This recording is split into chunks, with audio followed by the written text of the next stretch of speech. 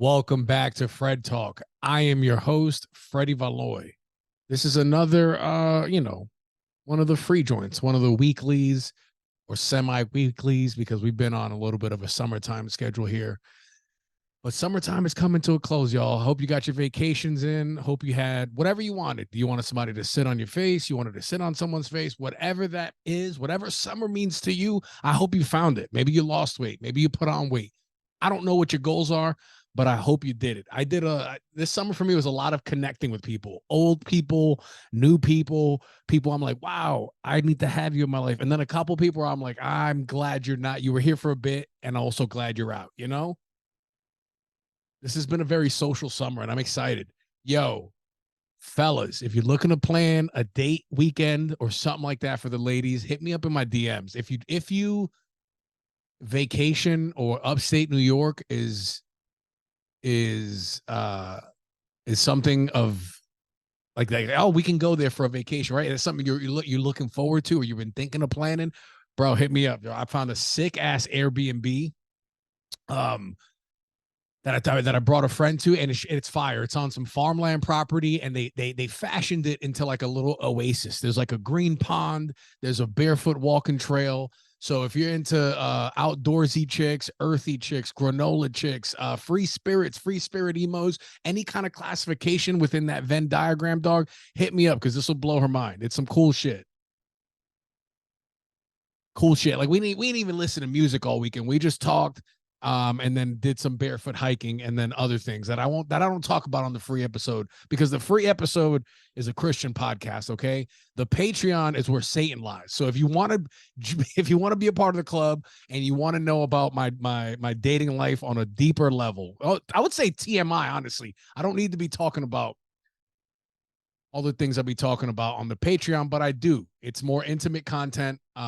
You get to see me a lot more vulnerable in a place of like overthinking, weakness, feeling good. You get to see all the highs and all the lows on the podcast. So, yeah, if you're looking for a cool date night, hit me up. I'll help you plan something because bitches love when you plan something. So if you need help, fellas, I'll do free coaching on planning a fly ass trip. So I'll ask you questions about your girl. I promise when I ask you questions about your girl, I'm not going to be masturbating on the other side of the phone. Okay. That's the guarantee. That's the FredTalk guarantee right there. Okay. You call me, you're asking to set up a date for your girl. At no point in the process am I going to be jerking off on the other side of that phone. So that's just a promise. A lot of relationship coaches, they won't offer that. You don't know what they're doing behind that phone line. All right. But that is the FredTalk promise. So hit me up. Even if you don't do the upstate thing, I bet you I can help you find some fly shit. The vibe of that weekend was a disconnect, do some different stuff. Because the trip before I hung out with the shorty, she came down to New York City, and you already know what New York is, dude. It's the complete opposite of what this other place is. So hit me up, sign up to my Patreon, and we are here, y'all. We are here about to talk about the reason you came here. I'm going to title something. I don't know what the title is going to be yet. Maybe Existential Barbie. That's the working title right now. But I took a half day yesterday. Yesterday. I'm recording this on a Tuesday. I went Monday the 14th, I believe, or 13th. I took a half day and I went to see the Barbie movie. I took a half day because there was no way in my schedule that I was going to do it otherwise. So I took a nice little vacation, 100% worth it. I was hearing people ranting and raving about the Barbie movie, talking about how funny it is, and just right there, just off the comedy writing itself, I'm on board. I'm on board. You tell me there's guaranteed ha-has, I'm in. And that was the reason I wanted to go. Then, as weeks went on, because this movie came out like 3-4 weeks ago. By the way, this is going to be a spoiler-filled episode. If you came here to see, hey, wonder what Freddie thinks if I should go see it, 100% go see it. So this episode, I'm going to talk about what I thought of the movie. Also, after that, some thoughts around the political aspect of it, because us human beings, we're dummies. A lot of us are dumb, and we can't just enjoy something. We got to put some meaning to it, because that's how humans are. So this obviously got turned into a left versus right thing, where the right's like, oh, this is feminist propaganda, and the left's like, oh, I want a standing 69 with my friend, or whatever the left talks about. But I want to try to sift through some of the political stuff and just look at it as a movie. And the reason I went there was for the comedy. And then weeks leading up to it, people told me that it's like my buddy Akil Goddard. He was on this podcast. He's the host of the Bacchanal podcast. It's a nerd podcast. I would absolutely check it out. He saw it opening weekend and told me, holy shit, Barbie is a 9.5 out of 10. And he don't give 9.5s out like that. If I tell you something's a 9.5, I would look further into it. I'm a sucker for recency bias. Okay. If I see something within 2 days, you got to let the good feelings fade a little bit for me to give you a fair assessment. Okay. And that, you know what, this podcast episode itself could fall under that. But my boy Akil gave it a 9.5 and said, man, the shit was hilarious. He got super high, thought it was funny. He goes, but there's also this complex storyline between both Barbie and Ken, right? Very existential, very, they're going through an existential crisis on like what it's like to be a woman, or what it's like to be a man, or what it's like to be a human being at the end of the day. And that right there solidified. I was like, I need to go see this movie. And I could tell right there, I was like, I'm probably going to talk about it. So that brings us to here. So I'll go through the movie, go through the political bullshit, and then also go through a little rumor that went around. There was a trend going around that Margot Robbie is actually a mid woman. Mid means average. She's an average looking woman. So I'm going to dive into that as well and explain why people might have thought that. So Barbie was fire. Barbie was fucking awesome. Just off the comedy alone, that shit had me tickled. Like I was in the theater, like, like jumping around and shit like I do. If you've ever laughed around me, you already fucking know. There's no guard up. Barbie got my guard down from the beginning. I thought the cinematography in the cinematography in the cartoon world, and so in the movie, by the way, spoilers from here on out. There's Barbieland and then there's real world, right? Barbieland is where the Barbies live. All the Barbies and all the Kens, all the toys, even the couple of discontinued ones, they're in this world. And essentially this world is a world where women rule, and they've solved all the problems. And now the citizens of Barbieland, they think that they have had the same effect in the real world, where all of the feminist problems and or whatever, they're all gone, right? Women, everybody's equal. We're all running things, whatever. They thought they were doing that. They later found out in the movie that it ain't really like that. So actually one of the first scenes that I saw propaganda in that movie was anti-feminist propaganda. Because in the intro of the movie, they're like, oh, since the beginning of time, there were dolls, right? But the only kind of dolls there were baby dolls. So you can only practice being a mother, right?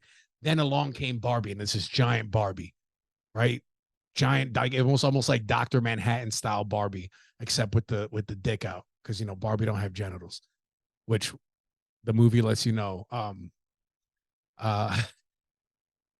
You see a huge Barbie, right? And after that moment, the little girls see the Barbie, and they take their baby dolls and they start smashing them. They start smashing the kitchen sets. And I looked at that and I was like, yo, that's some anti-feminist shit right there. There's women that want to be mothers. There's women that are just mothers and they're awesome people. And I was just looking at that like, that's some anti-feminist propaganda right there. Right? Some people want to be Psalms, and that's okay. That's amazing, actually. If I was a woman, I would be a Psalm. Stay-at-home mom. And now somebody's probably listening to this like, oh, well, he's only saying that because he thinks it's easy. No, bitch. That's not why I'm saying it. I actually don't like easy things. I check out. If I do too many easy things in my life, and I check out and I become detached, and then that's when the thoughts come in of like, why am I even here? What am I doing in life? Is this even worth existing, going through this suffering? So I personally am attracted to difficult things, difficult tasks, the impossible, which is why I have delusions of grandeur, and I want to be a fucking stand-up comedian. I want to make a living waking up, giving out my thoughts, whether it's podcast, streaming, stand-up, whatever, Instagram videos. So there's just proof in my life. I've always done difficult things. And my favorite things in life were that. Wrestling is one of them, extremely difficult. Ask any athlete. Wrestling is difficult. The people are crazy. Sales is another thing, extremely difficult, highs and lows, whatever. Then stand-up was, I would say, the third biggest thing, which leads me to believe that I should be a parent because I heard that's like the hardest thing you could do. And that's attractive to me. And trust me, if I've ever become a parent and people go, "Oh, how's it being a new dad?" I'm gonna fuck with you and be like, "Yeah, it's actually the easiest thing I've ever done." So I'm gonna say that to fuck with people and just to see a reaction. But I like difficult things. So if I was in a position to be a stay-at-home mom, I would 100% do it because it has to be like stand-up comedy, right?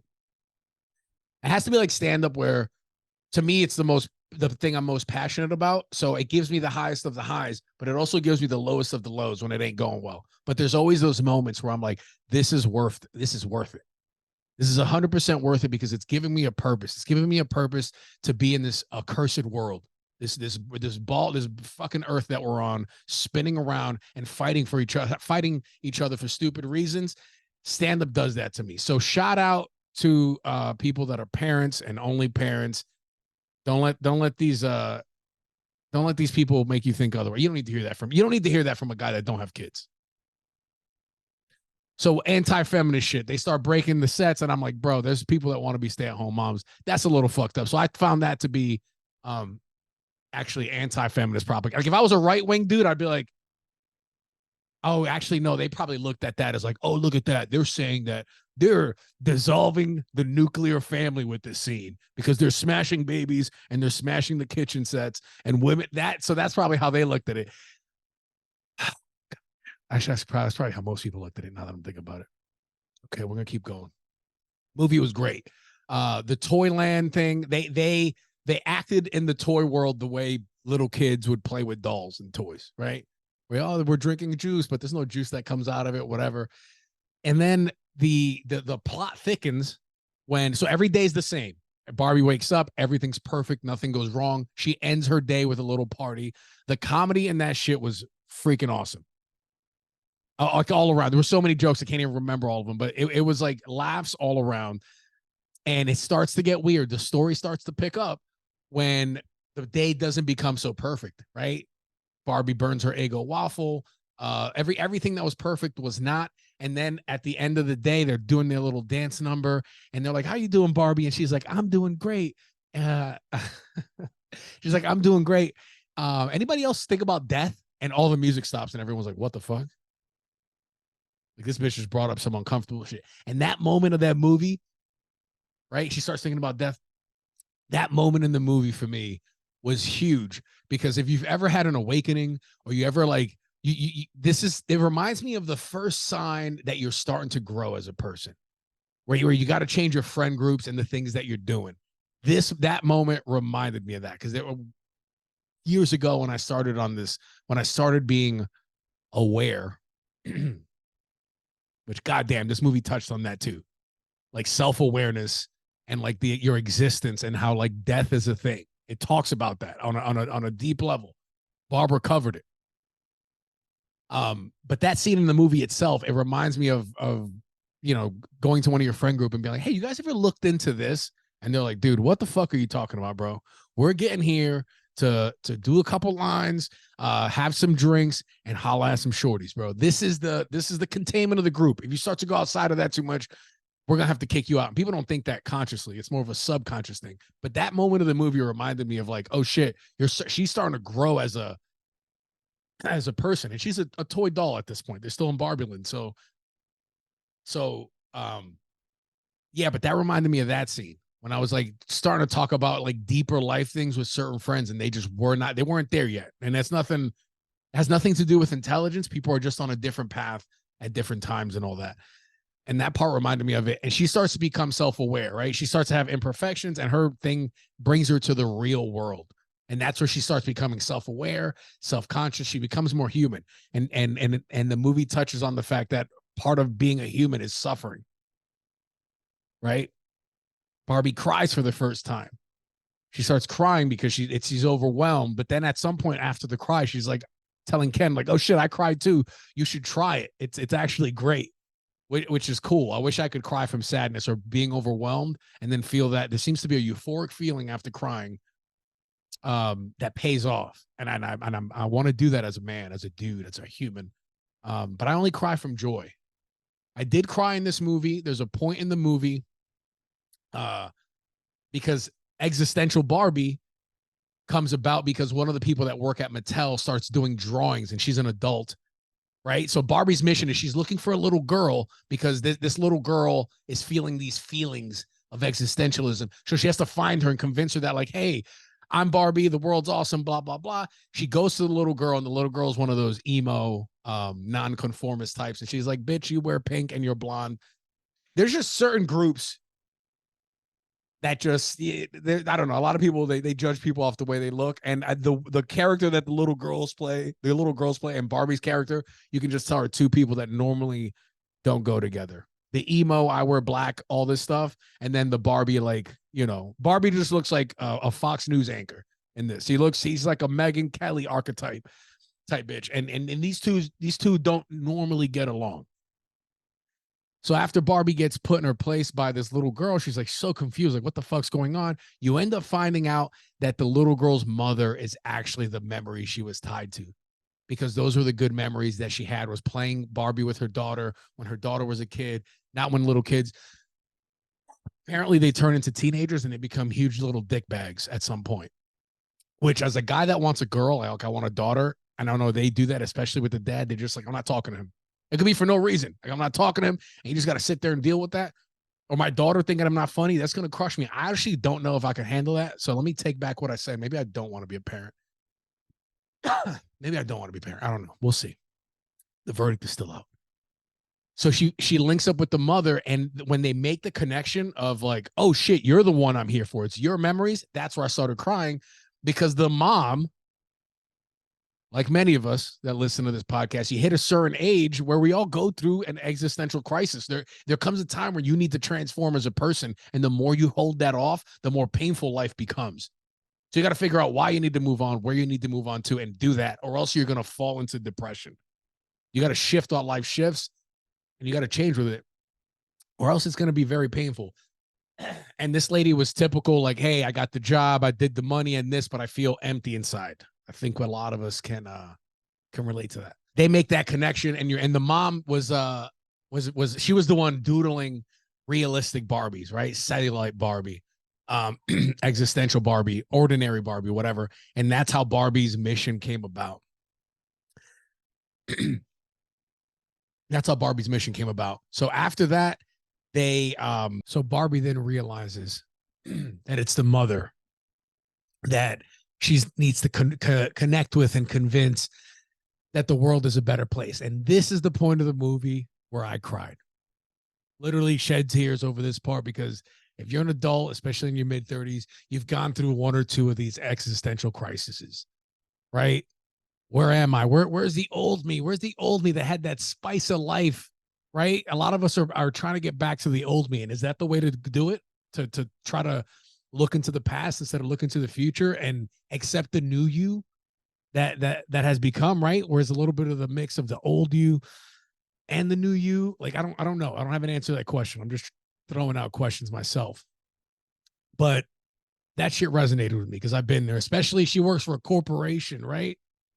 Our millennial generation was like, hey, we're going to get the good jobs, and we're going to get the good grades. We're going to get the good jobs, and then we're going to be happy. And then most of us find out that ain't it, baby. We got. And that is why that scene resonated with me. And then just in general, the part of Barbie becoming self-aware and self-conscious and becoming more human and feeling that discomfort of being human made me think back to, like, before we all became, like, awake. And I'm not talking about, like, woke about, I'm talking about, like, where you become more aware of the world, of yourself, your place in it, and how you interact. It makes me think back to, like, the stupid days when we weren't so self-aware. It was a better time.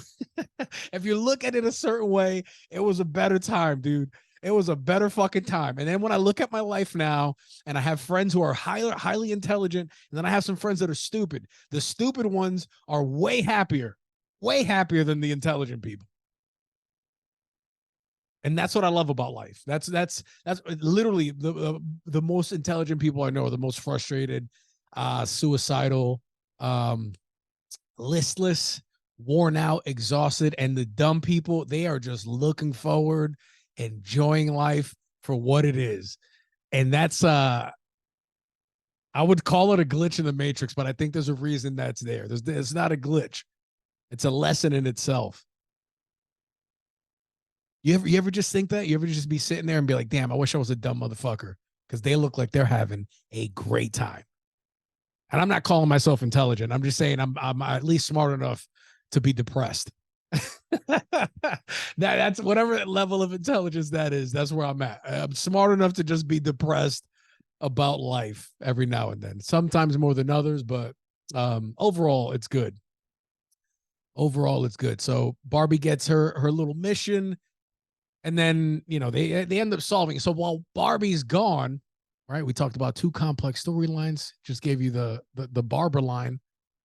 My man Ken is having his own little comeuppance, because when he goes into the real world, he realizes that men run shit, and he has respect just because he's a man, and he's getting intoxicated off this. So while Barbie's in the real world trying to figure it out, Ken goes back to Barbieland, and he ends up turning it around to where the men are now in control. The dream houses are now what is it? Mojo Dojo Casa houses. They're like bro mansions now, which I don't mind the men taking over. What the problem I had was the breaking and entering, because they didn't buy their own Mojo Dojo Casa houses. They B&E'd into Barbie's dreamland and turned it into just a big ass like man cave thing. That was where I had whatever with that. But Ken gets his power, I guess, somewhat. The tale of Ken is going to be a lot shorter than Barbie in this one, because the movie is called Barbara. So like at the end of the day, fellas, what you can learn from Ken is like, don't be having these hoes be the center of your life. You need to have goals. You need to like work on yourself and stop waiting for the validation of the opposite sex, which I think is a message we could all fuck with, right? Especially in this day and age where people are searching for love. So they're grasping at straws and taking a bite at the first thing that comes their way that seems nice, right? Where you fall in love with the idea of the person and you don't really know the person at all, but you have this fantasy about who they are, and you get caught up in the chemistry, that initial chemistry, right? That talking phase chemistry, and you get got because you step back from reality. Don't be Ken, fellas. Don't be Ken. Make sure you're focusing on whatever mission you have. Barbie had her own mission. She was dealing with real life. She was going through her own thing. And the whole time, Ken just wanted Barbie's approval. The whole time, Ken just wanted Barbie's approval. And he kind of somewhat got it at the end, but he didn't need that. He needed to work on himself. But yeah, that was wild. So here is the part. I'm just walking through the main points of the movie. But here's the part that made me sad as a dude. Oh, before I go there, the movie was like a 9 or a 10. I know I just told you guys I suffer from recency bias. So maybe that 10's actually for real a 9, but it really is. My buddy Akil gave it a 9.5, and I'm telling you, I can't remember a movie he's gone that high. I've been on his show, reviewed a couple movies with him. He don't give that many 9.5s, and he gave Barbie that 9.5. So I'm gonna match his number. 9.5 on Barbie. Movie was awesome. I can't really figure out where it went wrong. I really, really loved the cinematography of Toy World. The way they did that was great. You felt like you were in like a toy set, and the way they did it was just funny. Very, very tickled. All right, so the part of the movie that made me sad, great movie, loved it all around. The part of the movie that made me sad as a dude was there was a scene where Barbie comes back to Barbieland, and they devise a plan to take it back over from the Kens, because somehow the other Barbies were hypnotized by the men taking over. I don't know. I think that was metaphor for maybe they got dick down. They got dick down proper, because we all know that good dick can make the smartest of women the dumbest of bitches all day long. We already know that, right? Good dick or good pussy will ruin your fucking life, right? And I think metaphorically that's what happened in Barbieland, which checks out, because the Kens aren't that bright. The Kens aren't that bright. They don't got good jobs. Their job is beach, right? So kind of like unemployed, good looking dude with a nice body. That's the formula for life ruining dick all day. That's what God does to balance it out. He's like, I'm not going to give this dude drive to build his own empire or to build his own thing, not even build a family. I'm not even going to give him enough drive to hold on to a job. But what I will do is bestow upon him some good dick. And that good dick can get you room and board. That good dick will get you good dick could get you citizenship in a country that's better than the one you're living in. So the scales are balanced. So I'm assuming that the Barbies, because they went from like Barbies that did shit to now like they're just serving the men. Like it was super unbalanced, and they had to have gotten down dick down proper. That's what I think that's what they did. But when they took over, they knocked them out of the hypnosis, and all of a sudden, when enough Barbies were ready to take over, this was the plan. It was like feed the dude's ego to its highest point, and when it's at its highest, that's when you take it away. Which for me, yo, that shit makes me so sad. It really does. I'm smiling right now because it's what I do when I'm uncomfortable a lot of times. But it makes me sad because for the longest time, especially in my cold-hearted womanizer days, I never believed women when they gave me a compliment, like ever. I always thought, at the very least, they're just saying this because women like to say things that sound nice. They don't necessarily need to mean it. That's how I felt back then. Recently, with therapy and all that, now I'm like, I'll believe women when they give me a compliment, and it's great and it's nice. But I always had this suspicion in my unhealed days. I'm like, nah, she's saying this because it's nice. And then second best is like, she's saying this to manipulate me, to get something that she wants, whatever, spend more time with me, whatever that is. I always thought that's what it was. And it made me sad, and it had me operating in a way that wasn't the best. I think that's what prevented me from like connecting on a real level with women. So that part of the movie fucking depressed me because I saw that and I was like, God damn it, I knew it. Manipulative bitches. Like, so that part made me sad. Don't worry, I'm not gonna let the Barbie movie set me back therapeutically years. But it does make it, whenever yeah, when I get a compliment, it's like, well, does she mean that? Did she, I don't know. Defenses are up. So that was the part that depressed me as a dude. Now am I gonna go out and say, oh, this is fucking feminist stuff? I had a buddy of mine.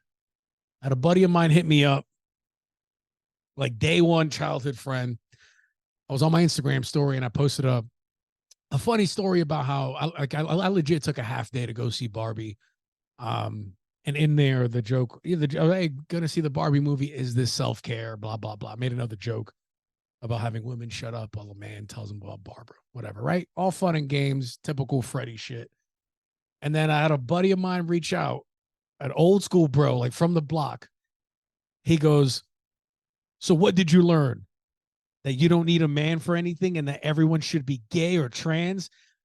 And I'm not, and I have to go by a pronoun. Here's the next text. Here's the next one. Honestly, you're a smart dude, and I'm disappointed in you for getting sucked into this BS. Laugh my ass off. Nah. Oh, I actually forgot that. LMAO, nah, but you got to see the movie Sound of Freedom and talk about that. So we already know where he's at. He's getting his news from a right-wing source, which is fine. I don't care about that. It's insane. And a true story of what's happening with people are too stupid and they're watching Barbie instead. Bro. Okay. So he pulled back from his thing with a little laugh my ass off now, but you got to see Sound of Freedom. Sound of Freedom is the one about child trafficking or something like that. Which I do want to see, and I would talk about it too. It'd be nice because there was a conspiracy this summer. A lot of right-wing people thought that movie theaters were purposely fucking up their air conditioning so that people couldn't see the movie Sound of Freedom. So that was like a conspiracy that was going around. And my response to my friend's message, I just said, did you watch Barbie? and he left me unseen because we know damn well he didn't see Barbie. And for him to say people are too stupid and they're not watching Barbie, if you don't see how deep the Barbie movie is, you're the fucking dummy. And I love this dude to death, but like, it's not feminist propaganda. It's a legit, really fucking good movie. Just off the comedy alone, it's great. But how deep it is and how relatable it is as a human being, bro. Barbie's a fire ass movie. And I asked, do you watch Barbie? Because most people that don't like a thing that doesn't agree with their political standing, they haven't seen the other thing. They're watching. They're getting their information from a fucking what are they getting it from? They're getting it from a talking head on their side, whether it's Fox News, CNN, Prager University, Vice News, whatever that is. And it's like, okay, this is what I'm going to think now. Most of the time, if it's something, yeah. If it's something they don't like, I usually go, what piece of content are you talking about? What did this person say that you don't like? Most of the time, they can't answer that question. And he falls into that category as well. It's a deep movie. Definitely watch it. It is not feminist propaganda. It is just like shit that women go through that if you're not a woman, you don't understand. And before you start thinking, oh, here goes Freddie. Freddie's being a cuck. Freddie's being a fucking cuck. He's trying to be a white knight. He's trying to side with women so that he can get pussy. And I'm gonna tell you this right now. I don't need to do that to get pussy. I actually know that being this dude, like expressing this opinion, will actually decrease my chance of getting pussy with the women that I want, or getting with a woman. Agreeing with a woman, or like too much doesn't. No, it has the opposite effect. Also, yeah, I don't need to do that to get pussy. I'm a little bit taller than 6 feet, and I'm funny, and I got some melanin. I got a nice natural tan on me. I don't need to be a white knight to try to get women. I'm just looking at it how I see it. A lot of yous are letting your fucking news sources rot your brains from the inside. How would you do it from the outside? So like that's that. I will tell you now, it's definitely not feminist propaganda. You're just your head's in your ass, and you don't care to see the world outside of your purview. You can only see it from your stance, and a lot of you are incapable of seeing it from another stance. The analogy I like to use is the same thing. The gender thing has similar things to the race thing. There's just certain white people, even the coolest of white people that like vibe with the thing, they miss things too.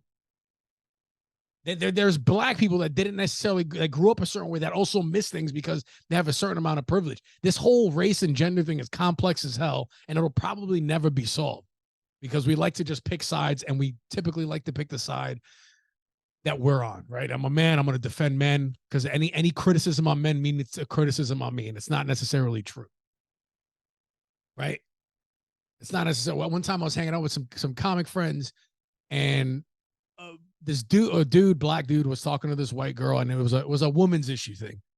And they were kind of going back and forth, and eventually I had to stop my boy and be like, yo, I was like, listen, do you know how when we talking black people stuff and then white people come in and they don't really like, they just, you could tell they can't see it. He goes, yeah. I was like, well, that's what you're doing right now. You're a dude trying to speak on dude stuff. And I think as a man, you can speak on woman stuff, but it holds a different weight. Like I'm allowed to think about a problem in the world and deconstruct it. That's fun for me. But to like push on it when you don't have the experience, it's just weird. And I think that's the issue where people think this is feminist propaganda. It's anti-man. You don't need a man to do anything. I think not the whole message of the movie, but part of it was like, this is coming from within. You got to look within yourself to figure this shit out. It ain't feminist propaganda. It's a funny ass movie. It's not only is it funny, it's deep as shit. It's literally what I want this podcast to be. I want this podcast to be like silly shit. Like, all right, the podcast is just my personality. I either want to be talking about silly shit or the depths of humanity. Anything in between, you're probably going to lose me. You probably make me laugh or make me think or get out of my face. No, that's not. You don't got to get out of my face. You don't got to do that. But yeah, definitely ain't feminist propaganda. I should have watched the Ben Shapiro video before I got on here so I could have things to rebuttal and whatnot. But it ain't feminist propaganda. And I vibe with stereotypical Barbie. That's the main Barbie. I vibe with her depression. Her depression makes more sense than anything because she hasn't done shit. She hasn't achieved anything. The other Barbies, there's President Barbie, motherfucking physicist Barbie, there's trainer Barbie, there's other Barbies that have accomplished things. So it makes sense that stereotypical Barbie who just wakes up and has a quote unquote perfect day every day, she hasn't done anything. She hasn't earned anything necessarily. Right? The other Barbies at least have done stuff. So you could see why she's the first one to crack and be like, oh, damn, did any of you think about death? Like, is this my life? So I you know, because we all know an attractive person with no discernible skills that all of a sudden gets older and their quote unquote beauty starts to fade, and you got to make a decision. And if you ain't got skills and inherently you're not a nurturing person, so you can't even like, because I feel like women have the cool thing of like, if all else fails, you could just marry someone, like you could just marry a dude with money. And but are you capable of love? Because that, I feel like for you to be like a stay-at-home mom or a housewife in the proper sense, I guess, you know what I'm saying? Like, and by that I mean like you're like taking care of your family, which is the most important thing you could do. That's a huge responsibility. But if you don't have that ability to nurture because all you've been doing is thinking about your looks and not like building a character from the inside, it becomes a nightmare for those fucking people. So I don't envy them at all whatsoever, because time at the end of the day is undefeated and it draws everything out. So if you're listening to this and you're one of, my listeners that are more like, oh, this is the left, go watch the movie, dog. Go watch the movie. Take your girl, watch the movie and see her reaction when she's watching the movie. It's great. And in conclusion, one last thing I wanted to touch on. There was a trend going around that Margot Robbie is a mid woman. From an attractive level standpoint, she's mid. What that means is that she's average. She's been overrated based off of what we've been saying. And I think it only seems that way, right? Naturally, she's gotten older. So for a lot of dudes, women getting older, they just in their head, they're like, she becomes less attractive, whatever. Less attractive. And I think what's happened is that I feel like when we saw Margot Robbie as like, when she blew up, I feel like it was Wolf of Wall Street. I didn't really hear about Margot Robbie, and I know she's been in movies before then. I think she's been in Hollywood for a minute, but she blew up with Wolf of Wall Street, and her character in Wolf of Wall Street was the human Nala. Yeah, I remember Nala from Lion King when her and Simba were rolling around in the grass, and she gave Simba that look. She gave Simba the fuck me eyes. That look. Margot Robbie had that look throughout the entire Wolf of Wall Street movie. She was like a seductress. And that's how she blew up on a blockbuster level. So that's how we were introduced to her, as like this seducing, and bro, she's got the fucking eyes for it. She's got the whole fucking everything when she's done like makeup. Oh, it looks great. I'm drooling. And now, now she can't play every role as a seductress as much as some of you might want that. Now she's playing like a normal role, being like stereotypical Barbie's character is like, although she's pretty and all that, it's not sexual. It doesn't come off as sexual to me. Unless you're into feet. If you're into feet, they got some feet shots in that movie that you might want to check out. I think that you'll enjoy. They harp on her feet a lot in that movie. There's even one where she's on her tippy toes, which I feel like for feet dudes, that's one, right? Like on your tippy toes. I know some feet dude, like they're like dirty feet on the bottom. I don't think I saw dirty feet, but that was it. So her being mid, I think it's a relative term, because we're used to seeing when she first popped on the scene on a worldwide level, she was the seductress. Now she's just being a normal fucking human being, and people, idiots, I feel like, are like, oh, she's mid now. She's mid because she don't look like she wants to fuck me from the screen. That's what that's where the mid thing is coming from. She don't look like she wants to suck your soul from your dick, and you're confusing it as her. She's been relatively the same person. Same person. So that's it for me, y'all. What y'all think of this existential Barbie episode? That's gonna be the title of the episode. Um, what'd you think of the existential Barbie episode? To the ladies listening, let me know if I missed anything or if I'm off on something. I wanted to do this solo and not have a girl on just because it just felt right. Because once again, the existentialism in Barbie was, I think it's something that both genders could fuck with. And just to piss off some other people that all 89 genders could fucking vibe with. You know what I'm saying? That's what Barbie is. Existentialism crosses political affiliations, gender affiliations, race. We all got to deal with it, and it's one of my favorite things to talk about. And I just wanted to pontificate about Barbara. Y'all sign up to my Patreon. Tell your friends about me. Bye.